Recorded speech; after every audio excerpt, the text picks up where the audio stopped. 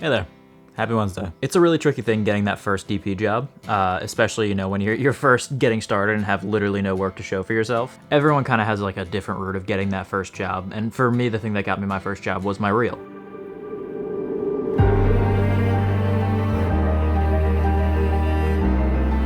Normally, your cinematography reel is, the best snippets of all the projects you've shot over the past, little bit of time, year or so. And obviously, in my case, like I said, this was when I was like first brand new, had worked on 0 jobs at this point, so I didn't have any projects, cut together into a reel. So I knew that I was gonna need to shoot some sort of projects on my own to, show to people.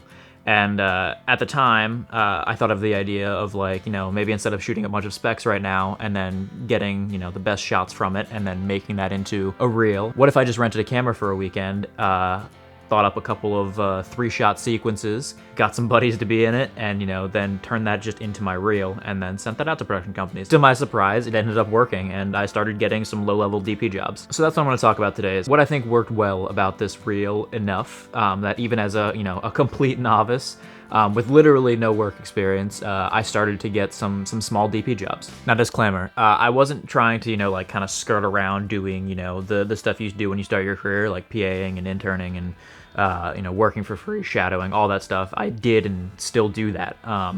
What I was trying to do with this is kind of get myself in a position where I could start getting good paying jobs frequently enough that I didn't need to take on a second job, so I could spend my time seeking out that free and kind of PA work to really improve my skills. So getting into the things I kind of feel worked well on this, or well enough to start getting me some jobs. The first thing I would say is that I shot, sequences instead of just shots. I feel like it made it feel like these clips were coming from real projects because there were chunks of different scenes rather than just like a shot of my dog and a shot of the sky. And so it felt like it had, I think, a little bit maybe more professionality to it. Professional? Is that a word? I don't know.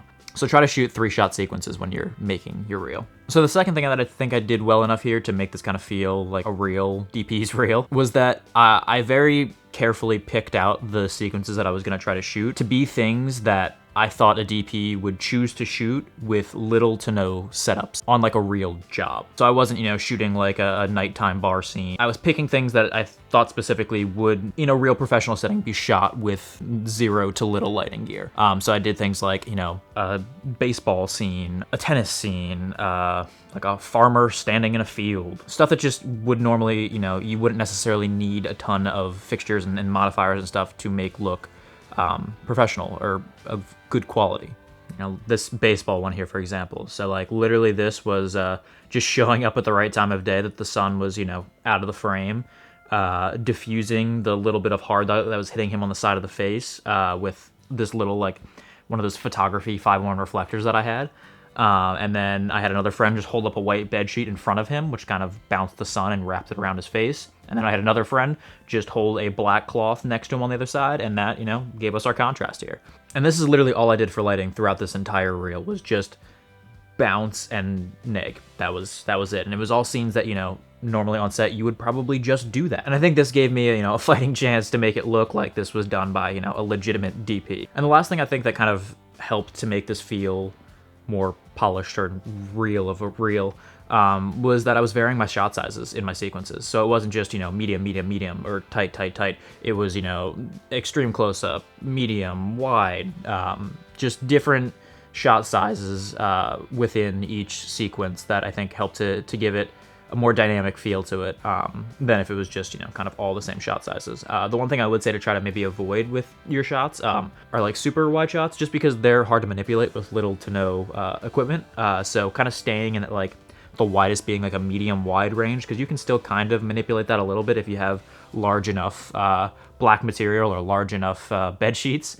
But anything wider than that's going to be really hard to manipulate. And so trying to keep it like as idiot-proof as possible really played to my favor well. So yeah, that's pretty much it for today. Obviously, this reel is nothing amazing. The color grade is atrocious. But it was decent enough that it started getting me some gigs and allowed me to support myself enough that I could actually go out and, seek out those PA gigs and that free work to actually do the learning to increase my skills. And just doing this, I think, increased my skill level, just shooting a bunch of different scenes in a weekend and, kind of figuring out the mechanics of shooting a scene. So either way, you know, whether you do this and it gets you jobs or not, it's going to be beneficial to your overall growth as a DP. So hopefully you learned something from this. If not, sorry.